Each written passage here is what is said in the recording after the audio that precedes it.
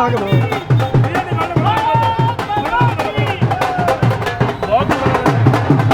अरे यहाँ पे इतने सारे लोग हैं, कोई ये बताएगा आप लोगों में से कि प्रवीण खंडेलवाल क्यों?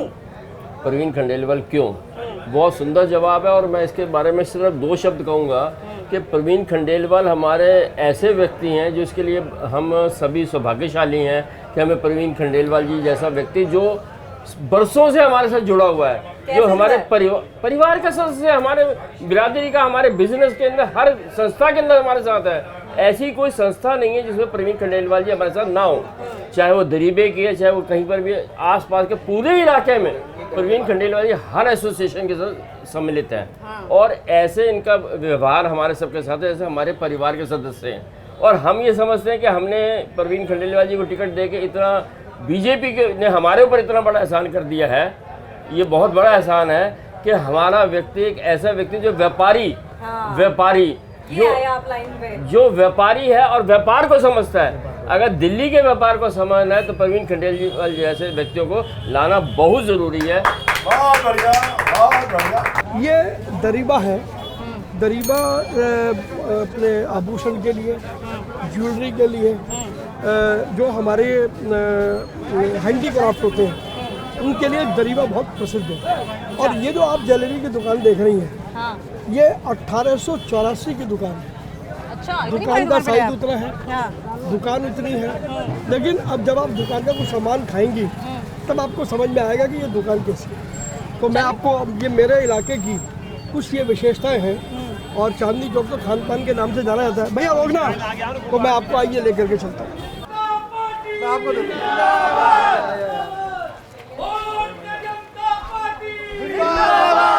अब की बात शर्मा को बोल के क्या चल रहा है? व्यापार अच्छा? अरे ये तो युवा वोटर है। कितने साल के हैं आप? कितने? 25 साल के हैं। किसको वोट दे रहे हैं? क्यों बीजेपी को वोट देंगे? क्योंकि मैंने कोई देखा है अभी तक, जब तक मैं ग्रो कर रहा हूँ अपने कॉलेज में गया, उसके बाद MBA करी, पढ़ाई करी, तो उसमें मेरे को यही देखा कि नहीं ग्रोथ हो रही है। तो बीजेपी में ग्रोथ हो रही है? कैसी ग्रोथ हो रही है? साफ सफाई है सबसे पहले तो। अच्छा, चांदनी चौक में क्या बदलाव देखे आपने? चांदनी चौक में तो इतने नहीं, वैसे ओवरऑल मैं तो देखता हूँ पूरी दिल्ली को। पूरी दिल्ली को आप देखते हैं? चांदनी चौक में तो नहीं, बट ओवरऑल दिल्ली में। क्योंकि मैंने आपको बताया कि चांदनी चौक या दिल्ली के बाजार वो दिल्ली सरकार के अंतर्गत है। अगर आप एम्प्लॉयमेंट की बात करें तो दिल्ली और देश में एम्प्लॉयमेंट बढ़ा। अगर आप एम्पावरमेंट की बात करें, टेक्नोलॉजी अडॉप्शन की बात करें, आप महिलाओं को एम्पावर करने की बात करें, आप युवाओं के लिए रोजगार की बात करें, आप और कोई भी चीज़ें उठा लें जो जिनका संबंध सीधे आदमी से है, लोगों के रोजमर्रा के जीवन से है, तो वो जो केंद्र सरकार के अंतर्गत है उसमें बड़ा बदलाव आया है। और ये बात मैं आपको लगेगा कि मैं बीजेपी का कैंडिडेट हूँ इसलिए मैं कह रहा हूँ, लेकिन अगर आप जनरल किसी से बातचीत करेंगे तो ये बात आपको समझ में आएगी। लेकिन चूंकि आप मेरे चांदनी चौक में आई हो, मनीष जी मेरे चांदनी चौक में आई हूँ, तो इनका स्वागत करें, क्योंकि मेरे चांदनी चौक में जो आता है चांदनी चौक अपनी मेहमान नवाजी के लिए प्रसिद्ध है। Thank you. और ये मेरा चांदनी चौक है, ये मेरे व्यापारी हैं, ये मेरे लोग हैं, तो इसलिए ये कहीं भी जो सभ्यता है उससे कम नहीं होगा। यही चांदनी चौक संस्कार, ये चांदनी चौक की ब्यूटी यही है, इसीलिए ये चांदनी चौक है। तो ये बताइए, अगर आपकी वाइफ को उनके बर्थडे पे कुछ आपको गिफ्ट देना हो तो इनमें से कौन सा ऐसा, ये ब्रेसलेट है, कौन सा पसंद आएगा उन्हें? ये तो आपने बड़ा कठिन सवाल पूछ लिया। अभी वीडियो कॉल करके अगर मैं कहूँ कि उनको बोलो इसमें से पसंद करने को और आपकी उनकी पसंद मैच कराऊँ तो मुझे लगता नहीं होगी। नहीं होगी? ट्राई कर लें, फेल हो जाएंगे आप। बताइए कौन सा, फिर आपको वीडियो कॉल कराया जाएगा। मेरे ख्याल से ध्यान से देखिए, आपकी बेटी या बहन जो भी हो, उनकी जो पसंद है वो थोड़ी सी मतलब बहुत गिल्ट्री वाली नहीं है। मुझे लगता है शायद ये उनको पसंद आ जाना चाहिए। अच्छा, मुझे ऐसा लगता है, लेकिन मैं आखिरी बार कब गिफ्ट दिया था अपनी वाइफ को आपने? देखना पड़ेगा। मतलब अपनी वाइफ को गिफ्ट नहीं दिया? नहीं, क्या है, हम लोगों के यहाँ जो बॉन्डिंग है वो किसी गिफ्ट से कहीं ज़्यादा है। और ये मेरे परिवार की संस्कृति है, ये दिल्ली की संस्कृति है, और ये मेरे चांदनी चौक की संस्कृति है। तो गिफ्ट से रिश्ते तय नहीं होते। ये तो कंजूसी है भाई, बीवी को गिफ्ट ना देने का बहाना। नहीं। जय श्री राम, जय श्री राम। प्रवीण जी, हम लोग कॉरिडोर की बात कर रहे थे, तो कॉरिडोर की बाद में बात करेंगे, लेकिन ये बताइए अगर पैदल ना चलना हो तो कैसे कम्यूटिंग कर सकते हैं? भैया चलोगे थोड़ा सा आगे? हैं इस पर बैठे नहीं रिक्शा पर। बिल्कुल चलिए, मुझे कोई दिक्कत नहीं है। बैठिए। कॉरिडोर को लेके क्या प्लान है आपका? देखिए, मैं जैसा आपको बता रहा था, यहाँ पर ट्रैफिक की अपनी एक अलग समस्या है। चलिए भैया। तो रैपिड ट्रैम को भैया चलाओ ना आगे। भैया इंतजार कर रहे हैं, हम बोले फिर चला जाए। रैपिड ट्रैम क्या चीज़ है? रैपिड ट्रैम जैसे मेट्रो है, मेट्रो जैसी 2 या 3 डिब्बे की एक ट्रैम होगी, जिसमें आदमी चलते चलते चढ़ भी सकता है, चलते चलते उतर भी सकता है। तो उसके 2 फायदे हैं। एक तो जिसको कहते हैं स्लो ट्रेन, ट्रैम मतलब स्लो ट्रेन। तो अगर वो यहाँ से जाएगा सीधा अपने अलग जाएगा, यहाँ पर क्योंकि ये व्हीकल चल नहीं सकती है, तो अगर ट्रैम चलेगी तो कम से कम वो लोगों की कम्यूटिंग में आसानी होगी, नंबर 1। नंबर 2, यहाँ जो एक बड़ी समस्या है, देखिए आप बिजली के तार किस तरीके से लटके हुए हैं। ये बिजली के तार खतरनाक है हेल्थ के लिए। पहले एक योजना बनी थी कि बिजली के तारों को ज़मीन के अंदर दबाया जाए। मैं सांसद बनने के बाद मेरा ये निश्चित मत है कि मैं ये बिजली के तारों को, नई टेक्नोलॉजी आ गई है, उस टेक्नोलॉजी के ज़रिए मैं नीचे दबाऊंगा। ऊपर एक टर्मिनल लगा होगा, टर्मिनल से वो इलेक्ट्रिक ट्रांसफ़र होती है। तो कहीं ना कहीं इन सारी चीज़ों से हम लोगों के जीवन में एक परिवर्तन लाने का प्रयास करें। लेकिन सर, ये ट्रैम की जो आप बात कर रहे थे, ये मतलब इसी सड़क पे ऐसे जाएगा, उसमें किराया कितना होगा, कितने टाइम के लिए टिकट होगी, कैसे प्लानिंग होगी? नॉर्मल कोर्स में ट्रैम जो बनेगी वो थोड़ा सा उसको, जैसे रेल की पटरी होती है ना, ऐसे बनेगी जिसमें वो नीचे दबेगी, ट्रैम उसके ऊपर चलेगी। और ट्रैम की ऑपरेटिंग कॉस्ट बहुत मिनिमल होती है, इसलिए जो उसका किराया होगा वो भी बहुत मिनिमल होगा और आम आदमी उस किराए को आसानी से दे सकेगा, जल्दी एक स्थान से दूसरे स्थान पर जा सकेगा। तो ट्राम के अपने अलग फायदे, लेकिन ऐसी कोई भी ट्राम शुरू करने से पहले यहाँ की जो ट्रेड एसोसिएशन है, यहाँ की जो RW है, उनसे बातचीत करके ही इस विषय को अंतिम रूप दिया जाए। तो लेकिन ये जो ई रिक्शा वाले हैं, इनका नुकसान नहीं हो जाएगा फिर? नहीं, देखिए इनका नुकसान इसलिए नहीं होगा क्योंकि दिल्ली की जो डिमांड है उसके मुकाबले ई रिक्शाएँ बहुत कम हैं। तो डिमांड ज़्यादा है, सप्लाई कम है। ये हो सकता है कि शायद उनको यहाँ पर रोज़गार ना मिले, लेकिन यहाँ के पड़ोस में मिल जाएगा। तो किसी के देखिए, हमारा निश्चित मत है किसी के रोज़गार को भी हटा करके हम कोई नए प्रकार की व्यवस्था नहीं करेंगे। अगर किसी का रोज़गार अफेक्ट होगा सरकार की किसी भी योजना से, तो पहले उस व्यक्ति के रोज़गार को उसको विस्थापित किया जाएगा, उसके बाद ही कोई योजना शुरू होगी। लेकिन यहाँ पे फुटफॉल देख रहे हैं आप, कितना ज़्यादा है, कितनी भीड़ है। देखिए ये चांदनी चौक की यही तो ब्यूटी है कि चांदनी चौक में आपको आदमी चलता हुआ मिलेगा। ये खाटी जो पुरानी दिल्ली के लोग हैं, ये सारे वो लोग हैं। मैंने आपको बताया कि 150 से ज़्यादा थोक मार्केट है। रोज़ 5 लाख व्यापारी अन्य राज्यों से चांदनी चौक में आता है सामान खरीदने के लिए। तो कुल मिलाकर के यदि देखें तो ये जो भीड़ दिखाई देती है, असल तौर पर यही चांदनी चौक की संस्कृति है और यही चांदनी चौक की सभ्यता है। सब ये बताइए, आपने चांदनी चौक के बारे में काफ़ी कुछ बता दिया, कुछ खाने पीने की व्यवस्था की जाए? हाँ, चलते हैं ना, चलते हैं। आइए। ये दुकान 1884 की है। हाँ। और अगर मैं ये कहूँ कि मेरी चांदनी चौक की जो लोकसभा की कंस्टिट्यूंसी है, हाँ। उसमें यदि लाल किला ऐतिहासिक है, हाँ। यदि ये गुरुद्वारा ऐतिहासिक है, तो ये जलेबी की दुकान भी उतनी ही ऐतिहासिक है। एक छोटा सा टेस्ट ले लूँ मैं आपका? हाँ बिल्कुल, लेकिन हाँ आप नहीं, आप ये बताइए, यहाँ पे 250 ग्राम के हिसाब से जलेबी मिलती है? 250 ग्राम के हिसाब से नहीं, 100 ग्राम के 100 ग्राम के हिसाब से। 100 ग्राम जलेबी कितनी की होगी यहाँ पे? 100 ग्राम जलेबी उधर कितने की देखिए, होगी? उधर 60 रुपए की जलेबी है। ये तो चीटिंग है, ये तो चीटिंग आपने देख ली वहाँ पे। मैं आपको यहाँ की जलेबी खिलाता हूँ। मेरा तो आज व्रत है, 9 दिन का मैं व्रत रख रहा हूँ, तो इसलिए मैं आप तो फलाहार ले सकते हैं, वो मैं आगे ले लूँगा। आप पहले जलेबी खा के देखो, यहाँ की जलेबी टेस्ट करके देखें। और इनकी जो रबड़ी है वो और भी प्रसिद्ध है। यहाँ तो अंग्रेज भी बहुत आते हैं। अच्छा, अंग्रेजों के लिए क्या आकर्षण है यहाँ पे? ये मैं जिस बार बताया ना, हमारा हैंडीक्राफ्ट है ये। आपके लिए? तो मैं नहीं, ये फलाहार होता है, रबड़ी फलाहार है, दूध से बनता है। रबड़ी आप खा सकते हैं। मैं फ्रूट ले रहा हूँ सर, मैं नहीं खाऊंगा, मैं फ्रूट ले रहा हूँ। रबड़ी में क्या होता है? दूध की होती है, लेकिन अरे आप खा के देखें, तो आप कहेंगी मेरा चांदनी चौक यही चांदनी चौक है। ये जलेबी है कि जलेबा है? जलेबी है, आप खा के देखो इसको। मैडम अटल जी के तो ऑफिस बना के आए थे हम। अटल जी अपने जो अटल बिहारी वाजपेयी थे वो इस जलेबी के बहुत शौकीन थे। और यहाँ पर हमारे जो देश विदेश के मेहमान आते हैं और कभी उनको चांदनी चौक दिखाया जाता है तो जलेबी उनको खिलाई जाती है। अब मैं जो आपसे कह रहा हूँ, अगर लाल किला ऐतिहासिक है तो मेरी ये जलेबी की दुकान भी उतनी ऐतिहासिक है। मेरे चांदनी चौक की तो ये यही संस्कृति है। आप सारी दुकानों को मेरी दुकान करके संबोधित करते हैं? क्योंकि मैं छोटा व्यापारी हूँ। मेरे हमारे अजीज हैं। आपके अजीज हैं? हाँ, और क्या जिताएंगे आप इन्हें? अच्छा, दिलाएंगे। ये मोदी मैजिक है। ये मोदी मैजिक है। मैं देख तो रही हूँ जब से आप चल रहे हैं, पूरी बारात पूरी चल रही है। ये मोदी मैजिक है। और मैंने किसी को नहीं बुलाया, लेकिन मेरा कार्यक्रम जाता है कार्यकर्ताओं के पास। तो उसमें ये था कि मैं 4:30 बजे गौरी शंकर मंदिर आऊँगा। ये कार्यकर्ता अपने आप इतने हुजूम के अंदर आ गए। क्यों? मैं लोगों को बोलता हूँ मोदी का जादू सर चढ़ के बोल रहा है।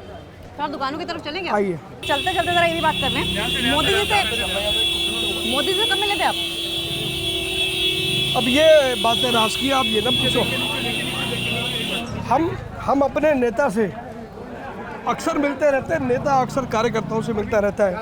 यही नरेंद्र मोदी की सम्मोहन शक्ति है जो एक एक व्यक्ति को एक एक व्यक्ति से जोड़ती है। अच्छा। और इसीलिए नरेंद्र मोदी न केवल हिंदुस्तान के बल्कि पूरे विश्व के बेहद बेशकीमती नेता हैं। लेकिन आपकी 25 साल पहले भी तो मुलाकात हुई थी, उस मुलाकात के बारे में क्यों नहीं बताते आप कुछ? आपको लगा था कि मतलब पीएम मोदी जी पीएम बन जाएंगे? देखिए, बहुत से लोगों के साथ बहुत पुराने संबंध हैं, चाहे वो माननीय अटल बिहारी वाजपेयी हो, माननीय लाल कृष्ण आडवाणी जी हों। और भविष्य किसके लिए क्या लाता है मुझे नहीं पता था कि कभी मैं भी यहाँ का सांसद बनूंगा, लेकिन मुझे चांदनी चौक से टिकट मिला। ऐसे भविष्य में कौन किसके लिए क्या रख रहा है ये किसी भविष्य को नहीं पता। ये सारी दुकानें देखिए आप, अगर आप कोई कार्यक्रम करेंगी तो आपको लोगों को सम्मानित करना होगा, तो ये मिमेंटो है। अगर आपको कहीं सुंदरता की बात आ जाए और महिलाओं के लिए तो खासतौर पर आकर्षण है, तो ये इस तरीके के सभी प्रकार के। सबसे बड़ी बात ये है कि सारी रेंज मिलेगी यहाँ पर। अच्छा। किसी भी प्रकार का हो, अगर छोटा व्यक्ति है तो उसके मुताबिक भी सम्मान है, और यदि बड़ा व्यक्ति है तो बड़े व्यक्ति के मुताबिक भी सम्मान है। मैं क्या सोच रही हूँ, एक किसी ज्वेलरी शॉप पे चलें क्या, देखें क्या हाँ चलते हैं, आइए। किस पे चलना है? ये तो बताइए हाँ मनीष कहें बताओ। खंडेलवाल जी, ये तो बताइए मुझे कि चांदनी चौक से जो भी जीता है ना वो उस मंत्री ज़रूर बनता है। तो आप अगर जीतते हैं तो आप मंत्री जब बनेंगे, मंत्री के तौर पे काम करेंगे या एक सांसद के तौर पे काम करेंगे? देखिए, मेरे भविष्य का निर्णय वो तो मेरा नेतृत्व करेगा। अभी मुझे ये पता है कि मैं सांसद बनने जा रहा हूँ, और सांसद बनने के बाद जो नेतृत्व की मुझसे अपेक्षाएं हैं, जो यहाँ के लोगों की मुझसे अपेक्षाएं हैं, मैं उन अपेक्षाओं को पूरा करूँ। और मैंने बार बार ये कहा कि सांसद बनने के बाद शायद देश का मैं ऐसा इकलौता सांसद रहूँगा जो पटरी पर, फुटपाथ पर अपनी टेबल लगा करके बैठेगा। और उसका सीधा सा मतलब ये है, क्योंकि मैं इन तंग छोटी गलियों में पला बड़ा हुआ हूँ, मुझे पता है यहाँ की वेदना क्या है। क्या है वेदना? वेदना ये है कि लोग अभावों में जीते हैं, सफाई व्यवस्था नहीं है। मैंने आपको कहा, देखिए बिजली ये किस तरीके से लटके हुए तार हैं। तो जब हम टेक्नोलॉजी इतने आगे ले गए। लेकिन सर, ये बिजली के जो तार थे पिछले 10 सालों से तो हर्षवर्धन जी यहाँ से नीचे चले आ रहे थे। देखिए, ये तार हर्षवर्धन जी के अंतर्गत नहीं है। हाँ, ये 10 साल का बहुत मौका था ना। ये तार दिल्ली सरकार के अंतर्गत है। हाँ। यहाँ की व्यवस्था दिल्ली सरकार के अंतर्गत है। मार्केट का डेवलपमेंट दिल्ली सरकार के अंतर्गत है, क्योंकि ट्रेड जो विषय है वो राज्य सरकार का है। तो और जहाँ तक डॉक्टर हर्षवर्धन का सवाल है, उन्होंने अपने ज़माने में बहुत सारे काम किए। देखो हमारे व्यापारी, इनको भी पता लगा, ये मेरे व्यापारी हैं, इनको पता लगा तो ये यहाँ इकट्ठे हो गए। चांदनी चौक का एक ही लाल ये सब हमारे। आपकी कौन सी दुकान है? पीछे लाल किला है। चांदनी चौक की गलियों में हम लोग चल रहे हैं और आप कहते हैं कि चांदनी चौक को आपसे ज़्यादा अच्छा कोई नहीं जानता होगा। क्योंकि मैं यहाँ पर पला बड़ा हुआ हूँ, मेरी शिक्षा यहाँ पर हुई, मेरा जीवन इन्हीं गलियों में बीता है। अच्छा। तो इसीलिए अगर मैं कहूँ कि चांदनी चौक की एक एक जानकारी मुझको है तो वो गलती नहीं। अच्छा, बता दीजिए चांदनी चौक में कितने चौक हैं? चांदनी चौक में अगर कुल मिलाकर देखो तो 17 चौक है। अच्छा। और 17 चौक आपका है तो मैं उनके नाम भी ले सकता हूँ। अजमेरी गेट का एक चौक है, लाहौरी गेट का एक चौक है, दिल्ली गेट का एक चौक है, हौसकाजी का एक चौक है, मरसाबुला का एक चौक है, घंटाघर का एक चौक है, लाल किले का एक चौक है। अरे ठीक है, हम समझ गए कि आपको सारे चौक पता है, बहुत अच्छे से चांदनी चौक को जानते हैं। लेकिन हमारे और भी सवाल होंगे जिससे कि हम जानने की कोशिश करें कि आपको चांदनी चौक के बारे में कितना पता है और जनता आपको क्यों चुने। गौरी शंकर मंदिर में आप आए थे, आपने थोड़ी देर पहले बताया कि दर्शन किए, माता की भक्त ममता बनर्जी भी है। ममता दीदी के लिए कुछ मांगा या सिर्फ अपने लिए ही मांग लिया? ये क्या है कि ममता के लिए तो ममता मांगेंगी, उनको मिलेगा नहीं मिलेगा ये तो मुझे नहीं पता। बट आज नवरात्र का पहला दिन है, हिंदू नववर्ष का पहला दिन है और जो मैंने मांगा मुझे अभी तक परमात्मा ने सब कुछ दिया है, उसकी देने की हाथ नहीं रुक रहे। अगर देखा जाए तो मेरी झोली छोटी पड़ रही है, इतना कुछ उस ईश्वर ने मेरे को दिया है। तो कुल मिला के यदि कहें तो कहीं ना कहीं मन में एक संतोष भी है और जो जिम्मेदारी प्रधानमंत्री जी ने दी है उस जिम्मेदारी को निभाने का एहसास भी है। तो अब दूसरा किसी ने क्या मांगा और उसके विषय में मैं टिप्पणी, मुझे तो ये पता है कि मैं मांग रहा हूँ और मुझे मिल रहा है। अच्छा, ये बताइए ममता दीदी, मतलब हम नारी शक्ति वंदन अधिनियम की बात कर रहे थे और हिंदुस्तान में तो कहा जाता है कि नारी जो है वो देवी का स्वरूप होती है। ममता दीदी कौन सी देवी का स्वरूप, अगर आपको बोलना पड़े कि वो महालक्ष्मी है, वो सरस्वती जी है, काली है, वो दुर्गा देवी है, वो आप कौन सा स्वरूप से उनकी तुलना करना पसंद करेंगे? मुझे लगता है कि पिछले दिनों में किन्हीं भी राजनीतिक स्वार्थ के कारण से या अदरवाइज ममता जी की जो सोच है वो विकृत हो गई है और देवी की सोच कभी भी विकृत नहीं होती है। तो इसलिए ममता जी को मैं देवी के समकक्ष रखूं ऐसी स्थिति आज नहीं।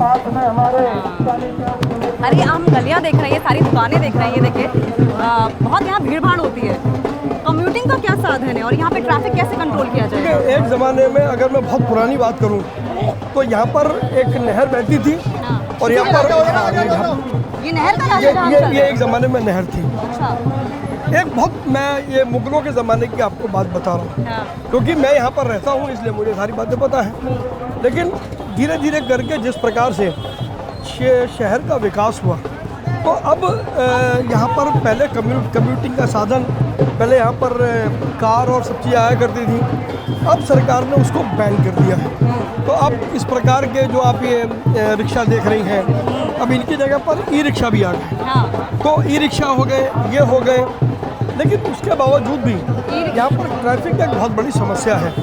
तो मुझे लगता है कि जो मैंने ऐसा तय किया है कि ट्रैफिक की जो समस्या है उस समस्या का समाधान बहुत ज़रूरी है और मैंने बहुत पहले मुझे ये ध्यान आया। समाधान करेंगे कैसे लेकिन? ठीक है, एक तो क्या है यहाँ पर मेरा जो क्षेत्र है वो देश में ऐतिहासिक लोकसभा क्षेत्र है। मेरा लोकसभा व्यवस्थाएं भी तो ऐतिहासिक होनी चाहिए ना? नहीं, तो मेरा जो लोकसभा का क्षेत्र है ये अकेला ऐसा है जिसमें 150 से ज़्यादा थोक बाजार हैं और जो पूरे देश को माल सप्लाई करते हैं। तो उनकी अपनी बुनियादी समझ, जैसे आप अगर इस बाज़ार को देखें तो ये देख रही है सब दुकानें बहुत पुरानी हैं। और ये बिल्डिंग जो आप देख रहे हैं, बिल्डिंग कितनी पुरानी होगी? मेरे ख्याल से अगर मैं गलती नहीं, कम से कम 150 से 200 साल पुरानी ये बिल्डिंग है। लेकिन आप ये देखें कि उस वक़्त की जो हमारी वास्तुकला थी, आज भी ये बिल्डिंग अपनी जगह मजबूत है और तूफान भी आते हैं, आंधी भी आती है और भूकंप भी आता है। तो चांदनी चौक की तो पहचान ही उनकी पुरानी चीज़ें हैं। इसीलिए मैं आपसे जानना चाह रही हूँ कि ये जो इतनी सारी भीड़ हम यहाँ पे देख रहे हैं, ट्रैफिक पूरा देख रहे हैं, व्यवस्थाएं भी ऐतिहासिक होनी चाहिए और पार्किंग की व्यवस्था। इसीलिए मैंने शाहजहानाबाद रीडेवलपमेंट बोर्ड बना था। उस बोर्ड में एक वक्त में अभी कोई 8-10 साल पहले एक प्रपोजल आया कि रैपिड ट्रैम है, अगर रैपिड ट्रैम की व्यवस्था यहाँ पर कर दी जाए तो उसका एक जैसे रिंग रोड होता है ना, ऐसे दिल्ली 6 का एक रिंग रोड बनाया जाए जहाँ पर रैपिड ट्रैम चलाया जाए। तो वो प्रस्ताव क्योंकि मेरे ध्यान में है, तो मैंने ये सोचा है कि सांसद बनने के बाद मैं उस प्रस्ताव की तह में जाऊंगा और उसके बाद मैं यहाँ जो हमारी ट्रेड एसोसिएशन से उनसे बातचीत करूंगा कि क्या वो रैपिड ट्रैम की जो व्यवस्था है, rapid tram, rapid tram Indian से पान से कंपेयर करना हो तो देखिए ये पान है और ये वो ऐसे छोटे छोटे लोग हैं, ये इंडियन एयरलाइंस है। तो लोग कहाँ गए? बिना बिना लोगों के इंडियन एयरलाइंस बने कैसे? एक ये खड़ा, हाँ एक ये खड़ा, हाँ, एक ये खड़ा।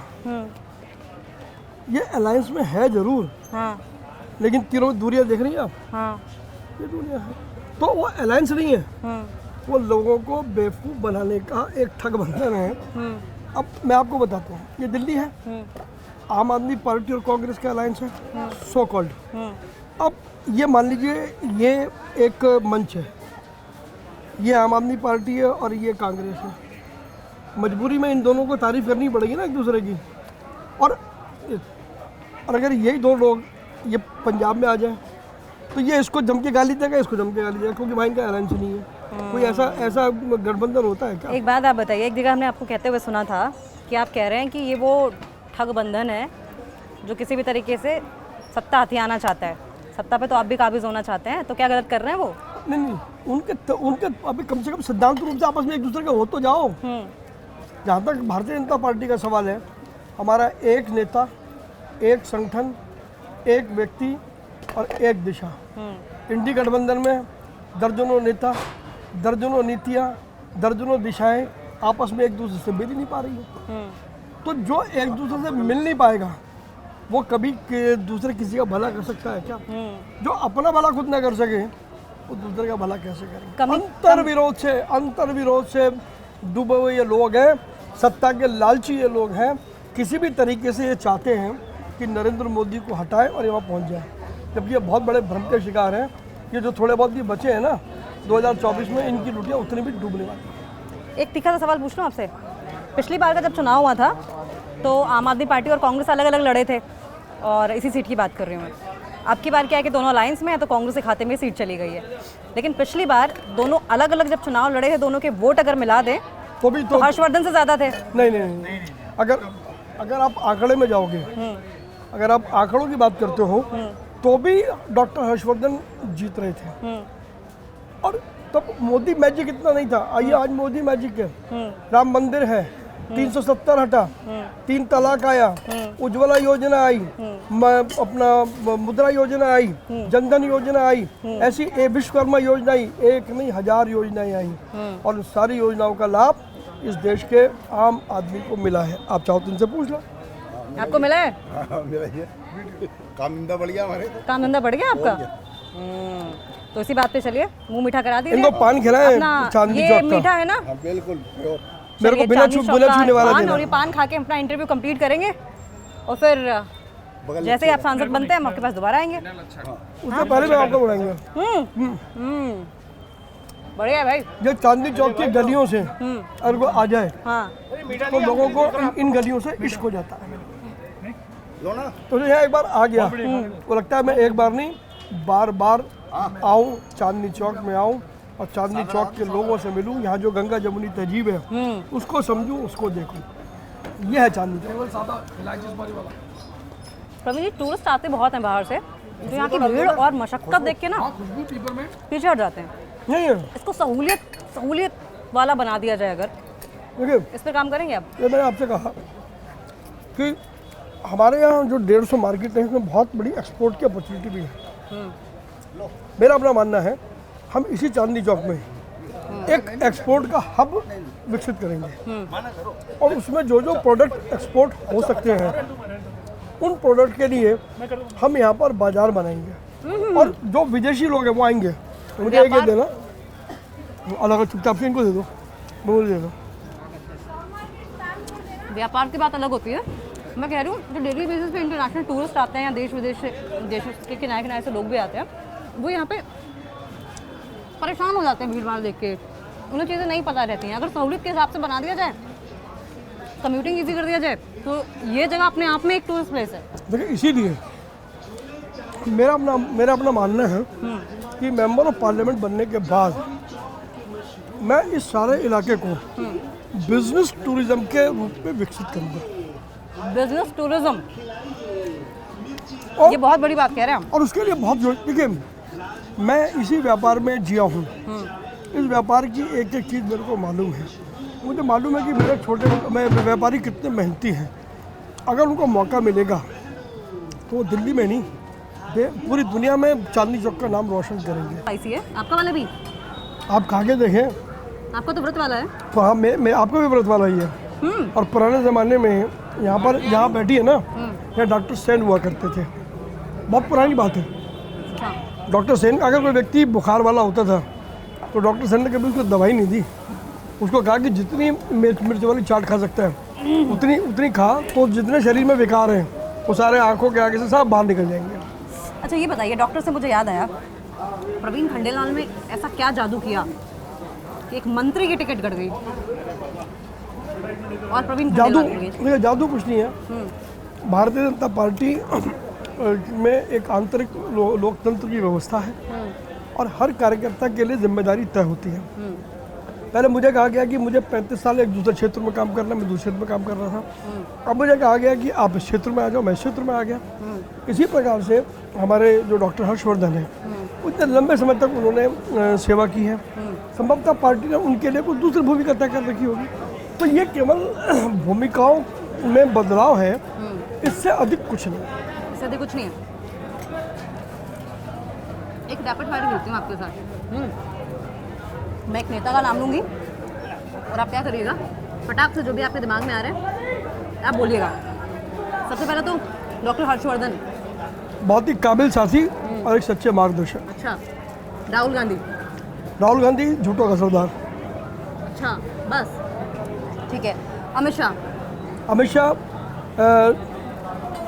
चाणक्य के दूसरे अवतार। योगी आदित्यनाथ। योगी आदित्यनाथ कर्म भूमि जिनकी बहुत मजबूत है और जो कर्म के अलावा दूसरे पर विश्वास नहीं करते। मल्लिकार्जुन खड़गे। मल्लिकार्जुन खड़गे पिंजरे में बंद तोता। वसुंधरा राजे। वसुंधरा राजे कुशल नेत्री हाँ। और संवेदनशील। टिकट का ऐसा कोई संबंध नहीं है। टिकट से कोई संबंध नहीं है। तो कुशल भी बता रहे हैं आप, टिकट भी नहीं मिल। तो उनके बेटे दुष्यंत को टिकट मिल गया। तो देखिए, जब किसी व्यक्ति के चरित्र का चित्रण करें तो वो किसी भी टिकट से कहीं ऊपर होता है। तो भैया आपके ऊपर आरोप लग रहे हैं केजरीवाल को परेशान करने के। क्यों केजरीवाल को परेशान कर रखा है आपने? केजरीवाल ने 9 महीने ईडी को परेशान किया, उसका क्या? अगर कानून की पालना नहीं कर रहा कोई, और अगर कोर्ट कहे कि कानून की पालना करो तो उसका क्या? केजरीवाल को जेल किसने भेजा? कोर्ट ने, भाजपा ने। केजरीवाल की बेल की अर्जी किसने? वो तो आपके पीछे पड़े हुए हैं। वो तो कह रहे हैं बीजेपी कर रही है। क्योंकि उनके पास कहने के लिए कुछ नहीं है। पिछले 10 सालों में जिस प्रकार का शासन उन्होंने दिल्ली को दिया है, आज दिल्ली में त्राहिमाम हो रहा है। लोग इस बात को समझ गए कि ये व्यक्ति धूर्त है और भ्रम जाल में फंसाता है लोगों को। तो अब लोग छटपटा रहे हैं उससे बाहर निकलने के लिए। तो केजरीवाल जी को लगता है क्योंकि उनके पास स्वयं को निर्दोष साबित करने के लिए कुछ नहीं है, इसलिए वो इस प्रकार के अनर्गल आरोप लोगों पे लगाते हैं और वो कहते हैं कि भाजपा इस सब काम को करती है, जबकि ये स्पष्ट है कि जो भी कुछ हो रहा है वो कोर्ट के आदेश पर है। वो तो ये भी आरोप लगाते हैं कि आप उनकी पूरी लीडरशिप को ही खत्म कर दे रहे हैं, टॉप लीडरशिप खत्म कर दी, फिर दूसरे को टारगेट कर रहे हैं, फिर संजय सिंह को बाहर निकलवा दिया, फिर अंदर डलवा देंगे। अच्छा, मतलब संजय सिंह जेल में गए तो हमारी वजह से, हाँ भाई, बाहर वो तो निकले तो हमारी वजह से। आम आदमी पार्टी तो ये कह रही है। तो केजरीवाल गए, बीजेपी ने भेजा, हाँ कोर्ट ने नहीं भेजा। आम आदमी पार्टी तो ये कहती है आम आदमी पार्टी साजिश है, आप चाह ही नहीं रहे कि वो मुख्यमंत्री बने रहे। देखिए, आम आदमी पार्टी के पास कहने को कुछ नहीं, मैंने आपको बताया। और आपने कहा जब सारे नेता किसी पार्टी के आकंठ भ्रष्टाचार में लिप्त हो तो कानून अपना काम भी नहीं करेगा। अगर उनको तो ये भी कहते हैं कि वोट मशीन है बीजेपी। अगर उनको खुद को निर्दोष साबित करना है तो वो ईडी के आगे करें, वो कोर्ट के आगे करें। कोर्ट ने क्यों आज उनकी बेल की एप्लीकेशन रिजेक्ट कर दी? क्योंकि कोर्ट ने ये समझा कि उनके खिलाफ जो सबूत है वो गंभीर है, लिहाजा गंभीर सबूतों पर बातचीत करने के लिए उनको एजेंसीज को उपलब्ध रहना है। इसलिए उनको कहा कि तुम आ जाकर के आराम से बैठो और वहाँ से तुम अपने सवालों के जवाब दो।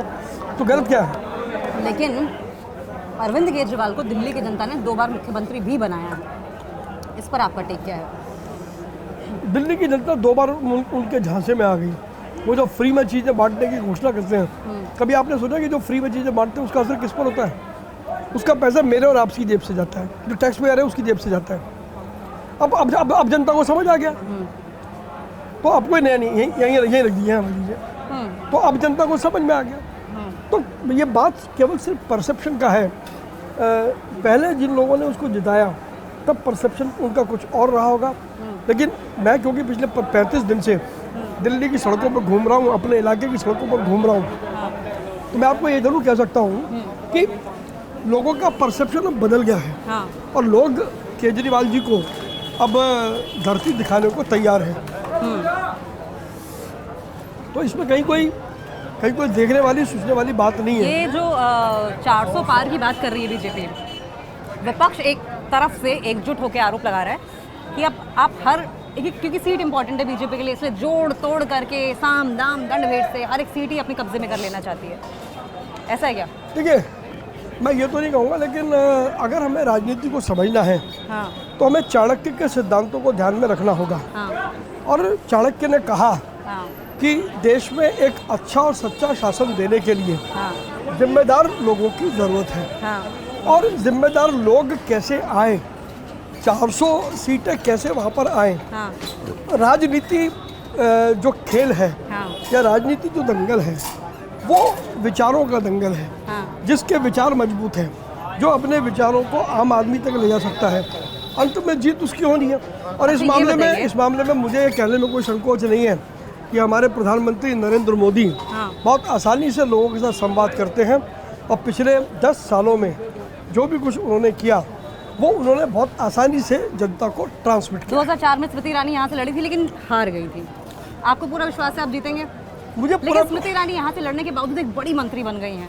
कभी लोकसभा सांसद आप बने, कोई मंत्रालय अगर आपका संभालने का आपको मौका मिला, चॉइस दी जाए, कौन सा मंत्रालय संभालेंगे? ये भविष्य का सवाल है और ये बहुत सारी संभावनाओं से भरा है। हाँ। तो अभी मैं इस पर कोई टिप्पणी नहीं करूँगा।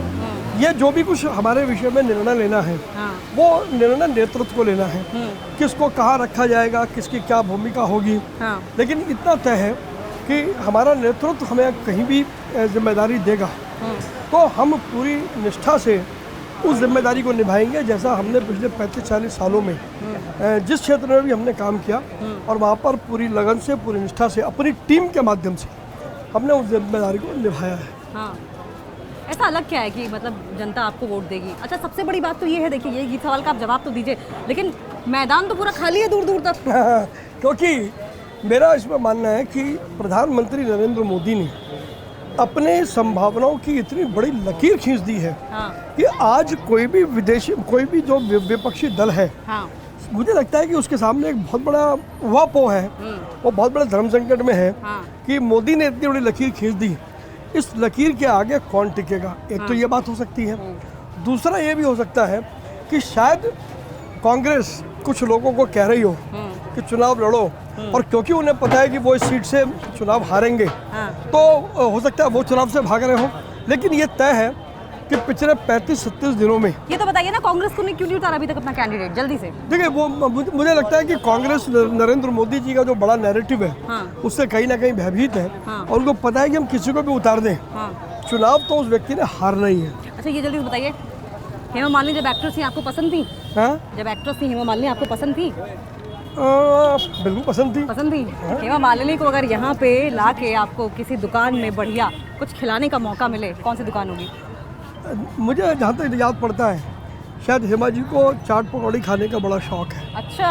तो मैं उनको, और न केवल उनको ही, हाँ। मैं चांदनी चौक के सांसद बनूंगा। हाँ। तो मेरे हर नेता को, हाँ। और जितने भी भारतीय जनता पार्टी के सांसद होंगे, हाँ। मैं उनको कहीं ना कहीं चांदनी चौक की संस्कृति से रूबरू कराऊंगा, चांदनी चौक की सभ्यता में उनको लेकर के आऊँगा।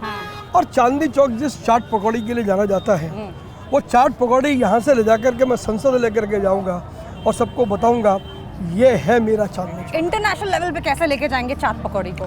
बहुत आसान सी बात है। आज देश, मैं भी बहुत सारे देशों में घूमा हूँ। जो लोग यहाँ से एक बार चाट पकौड़ी खा करके गए, वो आज भी याद करते हैं यार चाट पकौड़ी का मज़ा है तो वो चांदनी चौक की है। हाँ तो बहुत बड़ी संभावनाएं हैं इस बात की कि चांदनी चौक की चाट पकौड़ी को एक बड़ा बाजार सभी देशों में मिले। अब उसमें एक बात है, अब जो नया ट्रेंड आ गया चाट पकौड़ी में, अब वो पैक होकर के भी जा सकती है।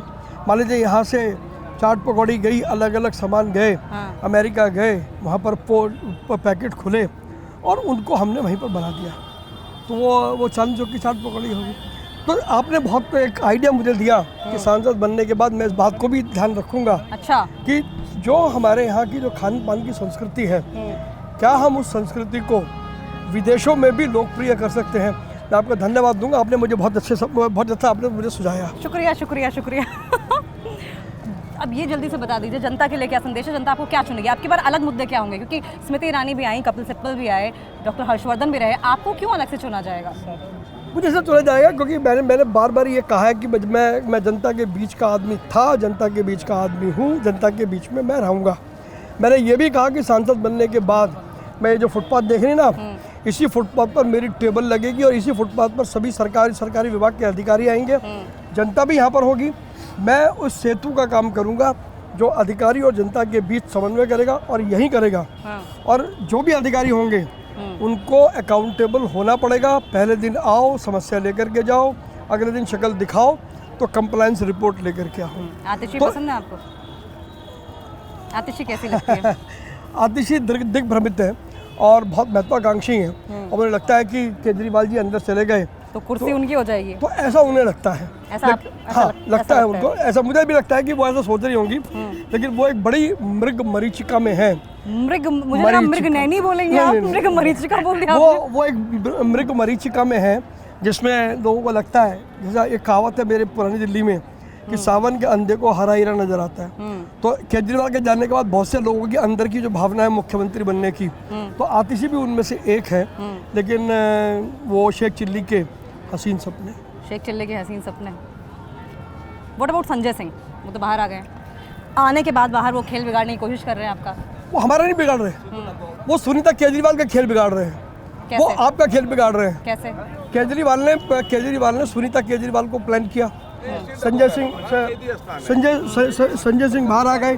संजय सिंह यदि बाहर आ गए तो अब वो सुनीता केजरीवाल का जो मुख्यमंत्री बनने का खेल था, उस खेल को कहीं ना कहीं बिगाड़ रहे हैं। तो आप तो अगर मैं ये कहूँ, आपने कहावत सुनी होगी भस्मासुर की। नहीं मानते नहीं जाऊँगा मैं, समझ में और जाए। भस्मासुर की आपने सुनी? भस्मासुर ने उसका वरदान था कि जिसके ऊपर वो हाथ रख देगा वो जल जाएगा। तो भस्मासुर कौन है? संजय सिंह। एक दिन वो ये हाथ अपने सिर पे रखेंगे, वो भस्म हो जाएंगे। केजरीवाल कौन है? केजरीवाल को अगर उनको भस्मासुर मैं उनको कह सकता हूँ तो आप समझते केजरीवाल कौन होंगे? लेकिन यही अभी तो यही नहीं समझ में आ रहा कि केजरीवाल और संजय सिंह के बीच का मामला क्या है। अगर संजय सिंह आए तो सुनीता केजरीवाल क्यों अब पर्दे के पीछे हो रही हैं? तो कहीं ना कहीं ये सब उस पार्टी की अपनी दिक्कतें हैं और मुझे लगता है कि उस पार्टी के विषय में हमको नहीं सोचना। हमें सोचना है तो अपने विषय में सोचता है, अपने संगठन के विषय में सोचता है। जो वचन हम लोगों को दे रहे हैं उन वचनों की पवित्रता के विषय में सोचना है कि वो वचन कैसे पूरे हों। डेवलपमेंट बहुत दिखाई दे रहा है सर यहाँ पे चांदनी चौक में, क्योंकि ये सामने जगह आपने ये गुरुद्वारा शीशगंज है, ये बहुत ऐतिहासिक गुरुद्वारा है। अच्छा। तो इसकी मेंटेनेंस भी जो करती है वो गुरुद्वारे तो ऐसी मेंटेनेंस क्या पूरे चांदनी चौक में है या सिर्फ यहीं पे? कुछ तो यहाँ पर है, कुछ शायद और भी जगह है, लेकिन मेरे सांसद बनने के बाद चांदनी चौक का क्रमवार ब्यूटिफिकेशन कैसे होगा मैं तब भी आऊँगी देखने। आप नहीं आओगी, मैं आप जैसे सभी पत्रकार मित्रों को बुलाऊंगा। अच्छा। मुझे 6 महीने का आप वक्त दीजिए। आज आप चांदनी चौक में आई हैं, इस चांदनी चौक की शक्ल को अपनी आंखों में कैद कर लीजिए और 6 महीने बाद जब मैं यहाँ से आपको बुलाऊंगा तो 6 महीने बाद फिर आप इस चांदनी चौक को देखेंगी तो आपको पता लगेगा कितना बड़ा बुनियादी परिवर्तन इस चांदनी चौक में हो गया। इंडिया अलायंस के बारे में क्या ख्याल है आपका? इंडिया अलायंस किस प्रकार का अलायंस है? देखिए मजे की बात है, आप और कांग्रेस ने दिल्ली में गठबंधन किया। अब मैं आपको एक सिचुएशन बताता हूँ। मान लीजिए यहाँ पर एक तख्त लगा है, एक तरफ आम आदमी पार्टी का नेता बैठ खड़ा हुआ है,